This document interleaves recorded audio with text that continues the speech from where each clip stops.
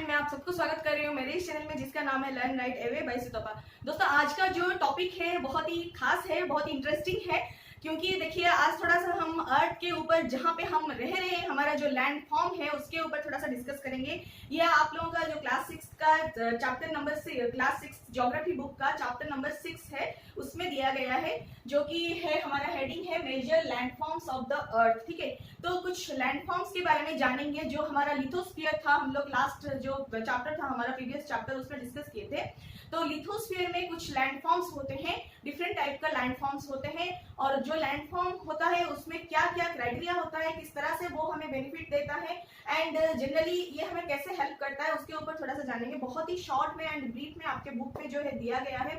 बहुत ही इंटरेस्टिंग सा चैप्टर है, बहुत कुछ जानने को मिलेगा, कुछ सीखने को मिलेगा और कुछ समझने को भी मिलेगा। ठीक है, तो चलिए स्टार्ट करते हैं।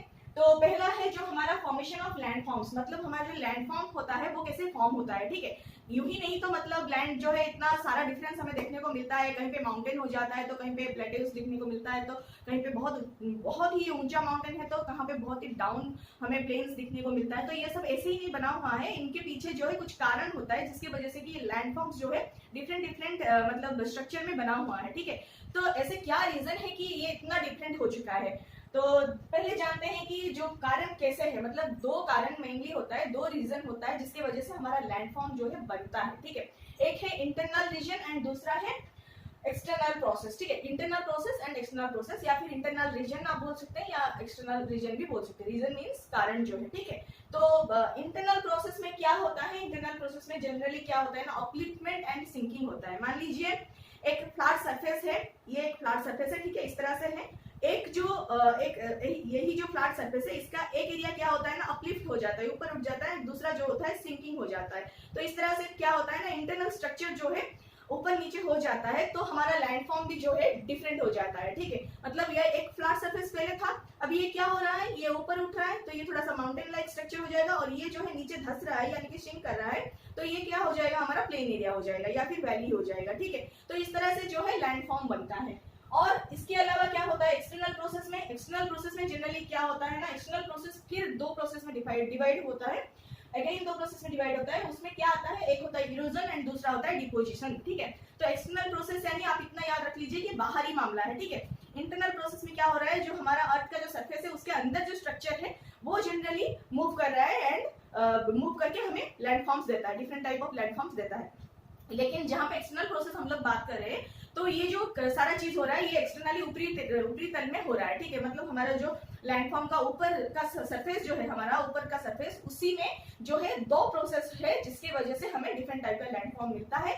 और वो दो प्रोसेस क्या है, हमारा इरोजन एंड डिपोजिशन। ठीक है, एक होता है इरोजन, दूसरा होता है डिपोजिशन, लेकिन दोनों प्रोसेस क्या होता है, एक्सटर्नल प्रोसेस में आते हैं। इरोजन मतलब क्या, इरोजन मतलब जो पानी बहता है। ठीक है, कहीं पे पानी बह रहा है, मतलब माउंटेन से जब, पहाड़ से जब पानी बहते हुए आ रहा है, आगे आगे आ रहा है, तो वहां पे क्या हो रहा है, मतलब वो जो पानी है कंटिन्यूअसली आ रहा है तो वहां पे आते आते एक धार बन जाता है ना, वहां पे जो है इरोड हो जाता है, मतलब वहां से वो जो माउंटेन से आ रहा है, जिस पाथ से आ रहा है वहां से वो क्या करता है ना, कंटिन्यूअस आने की वजह से उसके साथ वो कुछ सिल्ट ले आता है, सैंड ले आता है, पत्थर का छोटा छोटा टुकड़ा जो है ले आता है, उस तरह से वो जो पाथ जो है बन जाता है, उसके साथ कुछ कुछ खो जाता है माउंटेन का। ठीक है, उस तरह से जो है धीरे धीरे करके वो माउंटेन का ऊपरी लेयर जो है खोते जाता है एंड वो एक दूसरे टाइप का लैंड फॉर्म बन जाता है, बाद में वो प्लेटेव्स में कन्वर्ट हो जाते हैं। ठीक है, एंड जो इरोड होके जो चीजें आ रहा है वो नीचे जाके कहाँ पे क्या हो रहा है, नीचे जाके वो डिपोजिट हो रहा है। ठीक है, धीरे धीरे करके डिपोजिट होता होता जा रहा है। ठीक है, ऐसा नहीं तो पानी के साथ पूरा बहता हुआ जाएगा, पानी तो जा ही रहा है आगे, लेकिन नीचे जो आ रहा था हमारा सिल्ट और जो छोटे छोटे स्टोन्स आ रहे थे और सैंड जो आ रहे थे, सब कुछ क्या हो रहा है, नीचे नीचे बिठा हुआ जा रहा है और पानी जो है ऊपर ऊपर जा रहा है। तो इस तरह से हमें क्या हो रहा है, प्लेन एरियाज भी मिल रहा है, किसके वजह से, डिपोजिशन के वजह से। ये जो मिट्टी जो आ रहा है पानी के साथ, सब कुछ जो चीजें आ रहा है वो जो मतलब बैठ जा रहा है और पानी जो है आगे निकलते हुए जा रहा है। ठीक है, जो बैठ जा रहा है नीचे इसको हम लोग बोल रहे हैं डिपोजिशन। ठीक है, और जो इरोड होके आ रहा है, मतलब जो खोदते हुए पानी के साथ निकल के आ रहा है, उसको हम लोग बोल रहे हैं इरोजन। तो एक जगह से इरोजन होके दूसरे जगह पे डिपोजिट होता है, इस तरह से हमें जो है लैंड फॉर्म मिलता है। ठीक है, तो दो प्रोसेस हो गया, एक्सटर्नल प्रोसेस में और इंटरनल प्रोसेस में क्या होता है, अपलिफ्टमेंट एंड सिंकिंग। ठीक है, ये दो प्रोसेस से हमें जनरली क्या होता है, लैंड फॉर्म्स जो है देखने को मिलता है। फिर आते हैं थोड़ा सा मेजर लैंडफॉर्म जो है देख लेंगे कैसे मतलब क्या क्या डिवाइडेड है। मेजर लैंडफॉर्म्स जो है बहुत ही शॉर्ट में अगर हम लोग देखेंगे तो हमें 3 टाइप का लैंडफॉर्म्स जो है देखने को मिलता है, माउंटेन, फिर प्लेट्यू, फिर आता है हमारा प्लेन एरियाज। ठीक है, तो माउंटेन जो है सबसे हाईएस्ट जो हमारा लैंडफॉर्म है माउंटेन होता है जनरली, एंड बहुत ही ज्यादा इसका एलिवेशन होता है, स्टीप स्लोप होता है, स्लोप जो रहता है मतलब बहुत ही ज्यादा स्टीप स्लोप रहता है इसका, और ये जो है एक नेचुरल एलिवेशन है। ठीक है, और नेचुरली ये माउंटेन बनता है, एंड स्मॉल इसका समिट होता है, मतलब इसका जो चोटी होता है बहुत ही स्मॉल होता है, एंड इसका जो बेसमेंट होता है वो बहुत ब्रॉड होता है। ठीक है, मतलब जो इसका एकदम नीचे का जो फाउंडेशन लेवल है आप बोल सकते हो वो बहुत ही चौड़ा होता है, लेकिन ऊपर जाते जाते एकदम से ये स्टीप स्लोप बन के ऊपर का जो समिट है इसका बहुत ही छोटा सा चोटी बन जाता है। ठीक है, एंड ये जो होता है कभी कभी बहुत इतना हाइट हो जाता है कि माउंटेन का हाइट जो है कभी कभी क्लाउड से ऊपर तक भी चला जाता है। ठीक है, तो इसमें जो है कुछ माउंटेन्स ऐसे भी हैं जिनके ऊपर जो है फ्रोजन होके आइस सीड्स रहा है। ठीक है, मतलब बहुत सारे आइस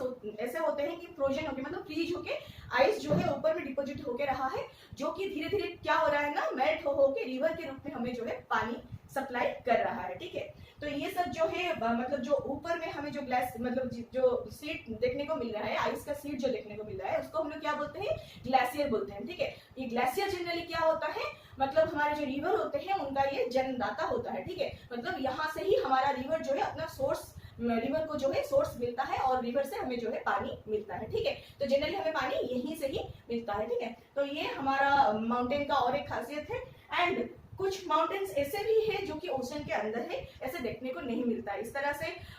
ऐसे तो हमारा सबसे हाईएस्ट माउंटेन कौन सा है, एवरेस्ट। ठीक है, जिसका हाइट है 8848 मीटर, लेकिन इससे भी बड़ा माउंटेन अगर मैं आपको बोलूंगी कि ओशन के अंदर है, आप शायद ही बिलीव करेंगे, हाँ है, क्योंकि देखिए ओशन जो है बहुत ही डीप होता है, क्योंकि हम लोग ये भी डिस्कस कर चुके थे कि डीप सबसे डीपेस्ट प्लेस जो है कितना डीप है आपको शायद याद होगा, मैं फिर भी बता देती हूँ, 11,022 मीटर डीप में मतलब हमें सबसे जो डीपेस्ट पॉइंट जो है हमें मिला है। ठीक है, जो कि हमारा एवरेस्ट से बहुत ही ज्यादा मतलब लंबाई में बहुत ही ज्यादा डीप है। ठीक है, तो उसके अंदर जो है एवरेस्ट जैसा लगभग 2 माउंटेन आ जाएगा। ठीक है, तो इतना अगर डीप में है तो इसके अंदर माउंटेन होना कोई बहुत बड़ी बात नहीं है। तो उस तरह से हमारा एक माउंटेन है जिसका नाम है मौना की। ठीक है, उस तरह का एक माउंटेन है जो कि हवाई एरिया में देखने को मिल रहा है, जो कि हमारा पैसिफिक ओशन के अंदर है, जिसका हाइट जो है लगभग 10,205 मीटर हाइट है इसका। ठीक है, इस जो है जब लाइन में बनते हुए जाते हैं उनको हम लोग क्या बोलते हैं, माउंटेन रेंज बोलते हैं। ठीक है,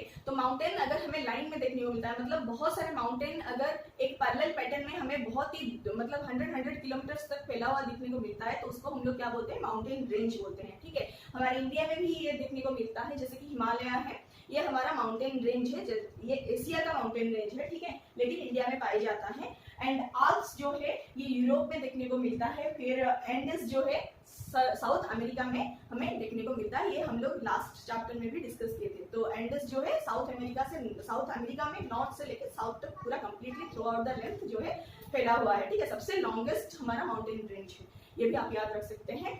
फिर कुछ माउंटेन्स जो है और क्या क्वालिटीज है माउंटेन में, क्या हमें ये बेनिफिट देते हैं, थोड़ा सा डिस्कस कर लेते हैं। ठीक है, तो माउंटेन्स जो है generally store house of water माना जाता है, मतलब वाटर का स्टोर हाउस अगर हम किसको मानते हैं तो वो माउंटेन ही है। फिर रिवर का सोर्स भी है ये, क्योंकि देखिए माउंटेन में ही माउंटेन जो इतना हाइट चला जाता है तभी ये ठंडा रहता है, एंड उसके ऊपर जो है ग्लेशियर्स रहता है, ग्लेशियर्स यानी कि आइस शीट्स, बड़े बड़े आइस शीट्स, जो कि जनरली रिवर का सोर्स होता है। ठीक है, तो ये हमारा सोर्स ऑफ रिवर भी माना जाता है। ठीक है, फिर जो आता है रिजर्वायर्स जनरली इसी मतलब माउंटेन में बहुत अच्छे से बन पाता है हाइट की वजह से, और बहुत ही स्टीप स्लोप की वजह से, जिसकी वजह से जो हमारा वाटर जो आता है बहुत ही स्टीप स्लोप से आता है, तो बहुत जोर से जो है गिरने लगता है, तो उसमें टरबाइन वगैरह लगा के मतलब हाइड्रो इलेक्ट्रिसिटी जनरेट करना बहुत ही अच्छा रहता है, बहुत ही मतलब फायदेदायक रहता है। एंड हमारा इरिगेशन के लिए भी हमारा जो रिजर्वायर है बहुत ही काम में आता है। रिजर्वायर यानी कि क्या होता है, वहाँ पे ये बहुत बड़ा स्ट्रक्चर है जहाँ पे हम बहुत सारे वाटर जो है स्टोर करके रख सकते हैं, बहुत सारे मल्टीपर्पज के लिए, जिस तरह इरिगेशन हो गया, हाइड्रो इलेक्ट्रिसिटी हो गया, बहुत कुछ ऐसे चीजों के लिए हम जो है वाटर स्टोर करके रख सकते हैं। कभी कभी फ्लड को मतलब फ्लड रेगुलेशन करने के लिए भी हमें रिजर्वायर जो है हेल्प करता है, फ्लड से बचाने के लिए एरिया को हम रिजर्वायर भी कंस्ट्रक्ट करते हैं। ठीक है, तो जनरली रिजर्वायर जनरली माउंटेन्स में अच्छी तरह से मतलब बनाया जा सकता है, ठीक है। माउंटेन जहाँ पे रहता है वहाँ पे रिजर्वायर बनाना बहुत ही आसान रहता है, ठीक, क्योंकि वहाँ पे बहुत ज्यादा हमें वाटर अवेलेबिलिटी रहता है। फिर क्या होता है, फिर रिवर वैली एंड टेरेसेस जो होता है, मतलब रिवर जहाँ मतलब फ्लो होके तो आ रहा है माउंटेन से, लेकिन जब नीचे आ जाता है तो रिवर क्या होता है, फैलता जाता है, ठीक है ना। तो जो फैलता जाता है वो नीचे की एरिया में, वहां पे जो है वो वैली क्रिएट कर देता है। तो आसपास जो है फ्लैट एरिया जो रहता है जनरली बहुत ही उसका जो सॉइल होता है फर्टाइल होता है, क्योंकि रिवर का जो डिपोजिशन आता है, रिवर की वजह से हमें माउंटेन से जो डिपोजिशन मिलता है वो जनरली नीचे वाला एरिया जो भी प्लेन एरिया रहता है उसको फर्टाइल बना देता है। एंड उस तरह से हमारा वैली एंड टेरेसेस जो होते हैं, एकदम माउंटेन का नीचे वाला पोर्शन जो प्लेन एरिया रहता है उसको हम लोग वैलीज बोलते हैं। दो माउंटेन के बीच में हमें जो प्लेन एरिया देखने को मिलता है उसको हम लोग वैली बोलते हैं। तो ये जो एरिया होता है जनरली रिवर के फ्लो की वजह से हमें फर्टाइल सॉइल देता है, एंड ये जनरली हमारा एग्रीकल्चर के लिए बहुत ही ज्यादा सुटेबल हो जाता है, ठीक है। फिर आता है और क्या प्रोवाइड करता है माउंटेन में जनरली बहुत सारे डिफरेंट टाइप का हमें यानी कि फ्लोरा एंड फौना देखने को मिलता है। Flora means different type of plants and it's varieties, and fauna means different type of animals and it's varieties, ठीक है। ये बहुत सारे प्लांट्स एंड एनिमल्स जो है हमें डिफरेंट वेराइटीज के जो है माउंटेन में ही देखने को मिलता है, क्योंकि यहाँ पे पानी का बहुत अच्छा सुविधा रहता है और इतना लोगों का जाना आना नहीं रहता है। बहुत ज्यादा घना जंगल हमें देखने को मिलता है, जिसकी वजह से हमें बहुत फ्लोरा एंड फौना जो है देखने को भी मिलता है, ठीक है। फिर जो आता है फ्यूल, फॉडल, शेल्टर, गम, रेजिन्स, तो इस तरह का बहुत सारे हमें जो जंगली चीजें जो भी चाहिए होता है वो भी हमें वहां से मिल जाता है। गम, रेजिन्स ये जो होता है बहुत ही कॉस्टली एंड बहुत ही रेयर चीजें होता है, जो कि बहुत घना जंगल जहाँ पे बहुत पुराने घने जंगल जहाँ पे पाए जाते हैं वहीं से ही ये सब कलेक्ट किया जा सकता है, ठीक है। तो ये जनरली माउंटेन में ही हमें मिलता है, ठीक है। फिर आता है हमारा ये जो है बहुत ही अच्छा एक टूरिस्ट साइट माना जाता है। क्योंकि देखिए यहाँ पे जो हाइट होता है ना वो जनरली कुछ खास स्पोर्ट्स जैसे होते हैं कि paragliding, hang gliding, river rafting, skiing, तो ये सब जो गेम्स होता है या फिर स्पोर्ट्स होता है इन सब के लिए माउंटेन का हाइट जो है बहुत ही ज्यादा सुटेबल रहता है। तो इसकी वजह से इसका जो सीनिक ब्यूटी है, इसकी वजह से सब कुछ आप मान सकते हो। इसका वैली है, रिवर वैलीज है, ग्लेशियर्स है, रिवर है और फिर फ्लोरा एंड फौना है, सब कुछ है। सब कुछ मिला के जो है इसको एक बहुत ही अच्छा टूरिस्ट स्पॉट जो है बना देते हैं, ठीक है। तो माउंटेन जो है अल्टीमेट हमारा टूरिस्ट स्पॉट जो है बन जाता है एंड इकोनॉमिकली जो है उस एरिया को बहुत हेल्प भी करता है, ठीक है। फिर आता है हमारा दूसरा जो टाइप का लैंडफॉर्म जो होता है प्लेटेयू, ठीक है। तो प्लेटेयू जाने से पहले हम और एक चीज जानेंगे माउंटेन के बारे में। माउंटेन जो है किस तरह से बनता है। जनरली माउंटेन हमारा 3 मेथड में बनता है। एक होता है फोल्ड माउंटेन, दूसरा होता है हमारा ब्लॉक माउंटेन, तीसरा होता है वॉल्केनिक माउंटेन, ठीक है।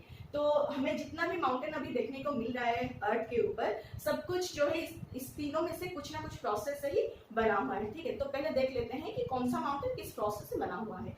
तो फोल्ड माउंटेन जो है जनरली 2 बड़े चट्टान का टकरा के फोल्ड होने से जो है ये माउंटेन बनता है। इसमें कौन कौन सा माउंटेन आता है, जो हमारा हिमालयन माउंटेन है, आल्प्स है यूरोप का, ये सब जो है फोल्ड माउंटेन में आते हैं। और इनका लीफ जो है यानी कि इनका ऊपरी एरिया जो है बहुत ही रग्ड है, मतलब अबड़ खबड़ है, ठीक है, बहुत ही रफ है। एंड इनका जो स्ट्रक्चर है बहुत ही कोनिकल टाइप का स्ट्रक्चर है, एंड पीक जो है इनका बहुत ही हाई है, ठीक है। हम लोग अभी डिस्कस किए थे कि इनका समिट जो है, माउंटेन का समिट जो है बहुत ही कम एरिया में रहता है और पूरा पिन पॉइंटेड रहता है, ठीक है। तो ये माउंटेन का खासियत है। एंड अरावली जो है ये भी एक फोल्ड माउंटेन है, लेकिन बाई टाइम, क्योंकि ये सबसे ओल्डेस्ट है, वन ऑफ द ओल्डेस्ट मतलब प्लेटेयू है ये वर्ल्ड का। तो ये पहले ही माउंटेन था, लेकिन क्योंकि ये ओल्डेस्ट है, वर्ल्ड का ओल्डेस्ट है, इसके वजह से ये जो है धीरे धीरे क्या होता है ना, ऊपर का एरिया जो है इसका इरोड हो चुका है एंड ये काफी मतलब ऊपर एरिया जो है इसका काफी ज्यादा फ्लैटेड हो चुका है। एंड फ्लैटेड होने की वजह से ये जो है हमारा अभी माउंटेन की तरह लग नहीं रहा है, लेकिन ये भी फोल्ड माउंटेन में ही आता है, ठीक है। कहाँ पे पाया जाता है, हमारे इंडिया में ये देखने को मिलता है, ठीक है। फिर एप्लेचियन जो है नॉर्थ अमेरिका में लाई करता है, ये एक माउंटेन है जो कि फोल्ड माउंटेन में आता है। एंड यूरल जो है हम लोग ये बात किए थे कि रसिया एंड यूरोप को सेपरेट करने वाला यूरल माउंटेन है ना। तो यूरल माउंटेन जो है रसिया का, वो भी क्या होता है, फोल्ड माउंटेन में ही आता है, ठीक है। तो ये जनरली बहुत ही इंपॉर्टेंट क्वेश्चन बन सकता है कॉम्पिटिटिव्स में एंड ऑल्सो बच्चों के लिए भी, क्योंकि जो आपका शॉर्ट क्वेश्चन आता है जनरली इसी में से ही पूछे जाते हैं। एंड बहुत ही कंफ्यूजिंग टाइप का ये सब मतलब फैक्ट्स हैं, थोड़ा सा भी इधर उधर हो जाता है तो मतलब आसानी से मार्क्स मिल भी जाते हैं एंड आसानी से मार्क्स कट भी जाते हैं, ठीक है। तो इसीलिए इनको मतलब बहुत ही जरूरी है याद रखना। तो फिर देखते हैं ब्लॉक माउंटेन्स। तो ब्लॉक माउंटेन्स क्या होता है? ब्लॉक माउंटेन्स ऐसा होता है कि देखिए एक लार्ज एरिया है, उसमें से एक बहुत बड़ा सा टुकड़ा जो है ब्रोक हो जाता है, मतलब टूट जाता है, एंड टूट के वो क्या होता है ना, डिस्प्लेस हो जाता है, ठीक है। मतलब एकदम से एक एरिया जो है नीचे धंस जाता है एंड एक दूसरा एरिया जो है ऊपर उठ जाता है, जिस तरह की हम लोग अभी देखे थे अपलिफ्टमेंट एंड सिंकिंग की वजह से, ठीक है। तो उसी तरह से एक मान लीजिए एक बहुत ही बड़ा सर्फेस है, लेकिन यहाँ से एक प्लेट जो है ऊपर उठ जाता है और दूसरा जो है एकदम पास वाला नीचे आ जाता है, फिर तीसरा वाला जो है ऊपर उठ जाता है। इस तरह करके वो जो है अपलिफ्टमेंट एंड सिंकिंग जो है चलता रहता है कंटिन्यूअसली। उस तरह से जो है हमारा ब्लॉक माउंटेन फॉर्म होता है, ठीक है। तो इसमें क्या होता है, जो अपलिफ्टेड पोर्शन जो है हमारा, उसको क्या बोलते हैं? हॉस्ट बोलते हैं, HORSTS, हॉस्ट, ठीक है। हॉस्ट अगर सिंगुलर में बोलेंगे तो हॉस्ट बोलेंगे, हॉस्ट बोलते हैं इसको प्लूरल में, ठीक है। और उसका जो लोअर पोर्शन है जो धंस जाता है नीचे, उसको हम लोग क्या बोलते हैं? ग्रावेन, ठीक है। हॉस्ट एंड ग्रावेन। तो ऊपर उठने वाला पोर्शन जो है हॉस्ट एंड नीचे जो पोर्शन आता है उसको हम लोग बोलते हैं ग्रावेन, ठीक है। तो ये आपको याद रखना है। देन आता है हमारा एग्जाम्पल क्या है ब्लॉक माउंटेन का। तो राइन वैली जो है और वॉसिस माउंटेन जो है यूरोप का, आप देख सकते हैं एटलास में भी आपको देखने को मिल जाएगा। तो ये जो है जनरली माउंटेन के पास सटा हुआ है हमारा वैली, क्योंकि ऊपर जो उठ गया वो माउंटेन बन गया, नीचे जो धस गया वो जो है वैली हो गया, क्योंकि यहाँ से जो रिवर आ रहा है यहाँ पे आके फ्लो होगा एंड यहाँ पे जो है डिपोजिट्स छोड़ते हुए जाएगा। तो ये जो है एरिया रिवर का वैली बन जाता है, ठीक है। रिवर फ्लो होने से ये वैली बन जाता है। तो ये जो एरिया हमारा कल्टीवेशन के लिए हेल्प करता है। तो इसको हम लोग मतलब इस तरह का एक स्ट्रक्चर हमें यूरोप में देखने को मिलता है, तो नाम आप याद रख लीजिएगा। एंड फिर आता है हमारा वॉल्केनिक माउंटेन। तो वॉल्केनिक माउंटेन क्या होता है? जनरली हमारा वॉल्केनिक इरप्शंस जो होता है नीचे से हमारा अर्थ का जो एकदम से गर्म होके जो हमारा लावा जब निकलने लगता है ऊपर, मतलब धरती का एक जहाँ पे मतलब वॉल्केनिक इरप्शंस ज्यादा होता है, वहाँ पे क्या होता है ना, एक क्रैक मतलब क्रिएट होता है सरफेस के ऊपर। उस क्रैक के थ्रू से अर्थ के अंदर से जो होता है ना गर्म लावा जो होता है, उसमें पत्थर भी पिघल के बाहर आ जाते हैं, ठीक है। तो इतना ये हीटेड रहता है, इतना हॉट रहता है वो जब बाहर आता है तो एकदम जब गर्म होता है तब तो ये लिक्विड फॉर्म में होता है, तो लिक्विड फॉर्म में बाहर आ जाता है। लेकिन बाहर आने के बाद कुछ दिन बाद, कुछ टाइम बाद ही क्या होता है ना, ठंडा हो जाता है। तो ठंडा होने के बाद एकदम से ये ऐसे माउंटेन का स्ट्रक्चर ले जाता है, ठीक है। ये जनरली वॉल्केनिक इरप्शन से ही बनता है, इसीलिए इसको वॉल्केनिक माउंटेन्स बोला जाता है। इसका एग्जाम्पल भी है हमारे पास, माउंट किलिमंजारो जो है अफ्रीका का, इसको वॉल्केनिक माउंटेन बोलते हैं। फिर जापान में भी है माउंट फुजियामा जो है, ये जापान का वॉल्केनिक माउंटेन में ही आता है, ठीक है। तो इस तरह का जो है माउंटेन का हमारा चैप्टर अभी कंप्लीट हो रहा है। फिर हम देखेंगे प्लेट्यूज के बारे में। तो अभी देखेंगे प्लेट्यूज के बारे में। तो प्लेट्यू क्या होता है? प्लेट्यू जनरली स्ट्रक्चर होता है, माउंटेन टाइप का नहीं होता है। माउंटेन एक स्टीप स्लोप होता है एंड ऊपर का जो समिट होता है माउंटेन का बहुत ही छोटा एरिया होता है। लेकिन प्लेट्यू में क्या होता है, ये हाइट तो होता है, फ्लैट एरिया नहीं होता है, मतलब हमारा जो प्लेन एरिया होता है उस टाइप का नहीं होता है, थोड़ा सा हाइट में ही रहता है, पर इसका ऊपरी एरिया जो है फ्लैटेंड हो चुका होता है, ठीक है, बाय टाइम, बाय इरोजन। तो इसका ऊपर एरिया जो है फ्लैटेंड हो जाता है और यहाँ पे जो है लोग जो है रहने लगते हैं, ठीक है। तो जनरली इसका जो एलिवेशन है कुछ फ्लैटेंड है एंड इसका फ्लैट लैंड ऊपर की तरफ जो हमें देखने को मिलता है, इसके लिए इसको हम लोग क्या बोलते हैं? प्लेट्यू बोलते हैं, माउंटेन नहीं बोलते हैं। क्यों? ये भले ही ये हाइट में ज्यादा है प्लेन एरिया से, लेकिन इसका ऊपर जो है फ्लैटेंड है, ठीक है। और इसका जो टॉप जो लेवल है इसको हम टेबल लैंड बोलते हैं। फ्लैट जो उसका जो अपर एरिया है उसको फ्लैट टॉप टेबल लैंड भी हम लोग बोलते हैं, ठीक है। एंड इसका हाइट जनरली कुछ 100 मीटर से स्टार्ट होके कुछ 1000 मीटर तक वेरी करता है। कोई मतलब प्लेट्यूज ऐसे होते हैं कि इनका हाइट जो है 1000 मीटर तक वेरी करता है। कोई छोटे छोटे प्लेट्यूज होते हैं उनका हाइट जो है कुछ 100 मीटर्स में भी लाई करता है, ठीक है। हाइट जो है वेरी करता रहता है प्लेस टू प्लेस। देन हमारा जो डेक्कन प्लेट्यू है, ये इंडिया का जो है सबसे ओल्डेस्ट प्लेट्यूज में आता है। एंड ईस्ट अफ्रीकन प्लेट्यू जो है केनिया में पाया जाता है। फिर जो तंजानिया, उगांडा, वेस्टर्न प्लेट्यू जो है ये सब ऑस्ट्रेलिया में पाए जाते हैं। आपको नाम याद रखना पड़ेगा, Tanzania, Uganda and western plateau, ये ऑस्ट्रेलिया में पाए जाते हैं, ठीक है। फिर तिब्बत प्लेट्यू जो है, तिब्बत प्लेट्यू ये सबसे हाईएस्ट प्लेट्यू है। ये कहाँ का है? ये चीन का है तिब्बत प्लेट्यू, जिसका हाइट है 4000 से 6000 मीटर तक, ठीक है। इसका हाइट कितना है? 4000 से 6000 मीटर तक इसका हाइट वेरी करता है। फिर जनरली हमारे प्लेट्यूज जो होते हैं बहुत ही रिच होते हैं मिनरल डिपॉजिट में और अफ्रीकन प्लेटेओ जो है गोल्ड एंड डायमंड में बहुत ही रिच है, मतलब अफ्रीकन प्लेटेओ में गोल्ड एंड डायमंड जो है बहुत मिलता है। एंड हमारे इंडिया में जो प्लेटेओज है वहाँ पे हमें क्या मिलता है, कोल, आयरन एंड मैंगनीज डिपॉजिट बहुत ज़्यादा मिलता है। तो इंडिया का कौन सा प्लेटेओ, छोटानागपुर प्लेटेओ जो है हमारा, वहाँ पे हमें क्या मिलता है, कोल, आयरन एंड मैंगनीज का डिपॉजिट बहुत ज़्यादा पाए जाते हैं। ठीक है, फिर जो हमारा सुवर्ण रेखा एंड जोग फॉल जो है ये हमारा कहाँ पे है, कर्नाटक में है। ठीक है, सुवर्ण रेखा एंड जोग फॉल। तो ये जो फॉल है वाटर फॉल्स जनरली प्लेटेओ से निकलते हैं। प्लेटेओ जो होता है क्योंकि ऊपरी तरफ तो वो फ्लैट रहता है, लेकिन साइड में इसका बहुत सारे वाटरफॉल जो है निकल सकता है, क्योंकि साइड वाला एरिया जो है काफी मतलब स्लोप बना देता है एंड ये जो है वाटरफॉल बनाने में हेल्प भी करता है। तो ये भी हमें कुछ इरिगेशन पर्पज के लिए हेल्प करता है, रिजर्वायर बनाने के लिए हेल्प भी करता है। और प्लेटेओ जो होता है एंड इसमें जो है हमें वाटरफॉल्स क्योंकि देखने को मिलता है, तो इसको भी हम लोग वाटरफॉल को यूज करके हम लोग हाइड्रो इलेक्ट्रिसिटी मतलब जनरेट भी कर सकते हैं। तो इस तरह का छोटानागपुर प्लेटेओ जो है हमें हुंडुरु फॉल देखने को मिलता है। एंड कर्नाटका में हमें जो दो फॉल देखने को मिलता है वो है सुवर्ण रेखा एंड जोग फॉल्स। ठीक है, तो ये जो नाम है याद रखनी पड़ेंगी। एंड फिर आता है लावा प्लेटेउस। ठीक है, लावा प्लेटेउस जो होता है मतलब कुछ प्लेटेउस जो है लावा से बन जाते हैं, लावा निकल के बन जाता है। तो वो जनरली जो लावा से निकल के जो प्लेटेओ बनते हैं, जिस तरह हम अभी बात किए थे वॉल्केनिक इरप्शन का, तो वॉल्केनिक इरप्शन से लावा ही निकलता है। तो लावा निकल के जो प्लेटेओ बनते हैं जनरली ये ब्लैक सॉइल क्रिएट करते हैं, बाद में ठंडा होने के बाद जो है ब्लैक सॉइल प्रोवाइड करते हैं। एंड ब्लैक सॉइल जो है बहुत ही फर्टाइल रहता है एंड अपने आप में ये कल्टिवेशन के लिए बहुत ही रिच सोर्स माना जाता है। ठीक है, तो ये था प्लेटेओस का खासियत। फिर चलते हैं जानेंगे और एक सबसे फेवरेट हमारा लैंडफॉर्म जो है प्लेन एरियाज। ठीक है, क्योंकि प्लेन एरियाज में हम लोग रहते हैं। तो प्लेन एरिया जो है बहुत ही ज्यादा बड़ा जो एरियाज होते हैं वो फ्लैट होते हैं, उसमें ना कोई आबड़ खाबड़ है, ना कुछ है, ना प्लेटेओस है, ना माउंटेन है, ना कुछ इतना झंझट है, कुछ नहीं है। बहुत ही प्लेन एरिया से यहाँ पे रहना भी बहुत सुविधाजनक रहता है, कंस्ट्रक्शन बहुत इजी रहता है, ट्रैवलिंग बहुत इजी रहता है। ठीक है, और एग्रीकल्चर बहुत ही इजी रहता है। तो सब कुछ यहाँ पे जो है बहुत ही सुविधा में हमको मिलता है। ज्यादातर हमारा प्लेन एरिया जो है हमारा मेन सी लेवल से मैक्स से मैक्स हमारा 200 मीटर तक हाइट तक ही जा पाता है और ये बहुत दूर दूर तक जो है फ्लैट ही दिखने लगता है। एंड हमारा जो रिवर एंड इसके ट्रिब्यूटरीज जो होते हैं, रिवर आता है मेन रिवर, उसको मतलब मेन रिवर बनने से पहले जो छोटा छोटा रिवर जो है ज्वाइन करके मेन रिवर बनने में हेल्प करता है उसको हम लोग बोलते हैं ट्रिब्यूटरीज।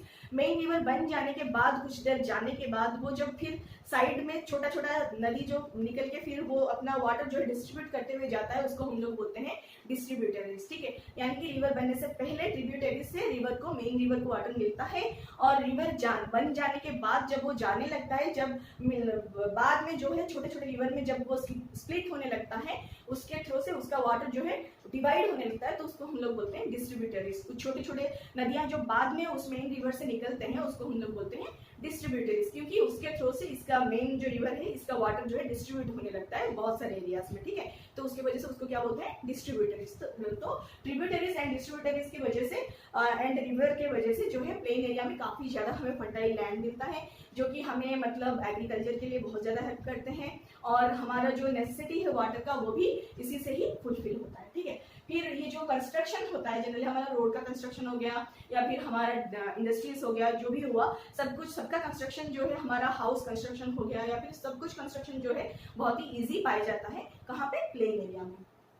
इसीलिए ये जो है बहुत ही पॉपुलेटेड रीजन है, डेंसली पॉपुलेटेड रीजन है। जहाँ पे आप देखेंगे कि प्लेन एरिया है वहाँ पे जितना लोग रह रहे हैं पर स्क्वायर किलोमीटर आप पाएंगे कि प्लेटेओ में उससे बहुत ही कम रहते हैं और माउंटेन में लगभग 0 होते हैं। ठीक है, तो प्लेन एरिया में इसीलिए बहुत ज्यादा लोग रहते हैं क्योंकि सब कुछ जो है इजिली अवेलेबल हो जाता है। ठीक है, फिर इस तरह का कौन सा रीजन हमारे इंडिया में कहाँ पे ऐसे प्लेन रीजन देखने को मिलता है, तो गंगा एंड ब्रह्मपुत्र जो नदी है हमारा, इसके वजह से इंडिया में जो है हमें बहुत ही बड़ा सा एक प्लेन एरिया देखने को मिलता है, उसको हम लोग क्या बोलते हैं इंडो गैंगेटिक प्लेन बोलते हैं। ठीक है, उस तरह से यांगची एक रिवर है जिसकी वजह से चाइना में जो है हमें बहुत बढ़िया मतलब बहुत ही बड़ा सा एक प्लेन एरिया देखने को मिलता है। ठीक है, तो ये जो प्लेन एरिया जनरली होता है हाईली पॉपुलेटेड रहता है, बहुत ही कमर्शियली भी ये बहुत ही रिच होता है एंड यहाँ पे कंस्ट्रक्शन बहुत इजी हो जाता है। तो बहुत सारा चीज जो ट्रांसपोर्टेशन जो है काफी बहुत ही इजी रहता है एंड कम्युनिकेशन सब कुछ यहाँ पे अवेलेबल रहता है। ठीक है, फिर